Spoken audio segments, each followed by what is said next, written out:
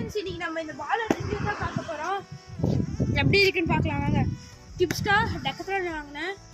இது 799 வருது. 800 high resist ball.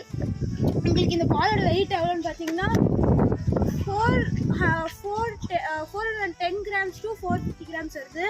Designed for ஃப்ரான்ஸ்லாம் போட்டிருக்காங்க. எதுக்கு ஃப்ரான்ஸுக்கு போட்டிருக்காங்க தெரியல. வாங்க கேமராமேன் ஒரு மேட்ச் போடலாமே. ஸ்டார்ட். பால் கண்ட்ரோல் சூப்பராக இருக்கு. அவன் பாட்டுக்கு போகலாம்.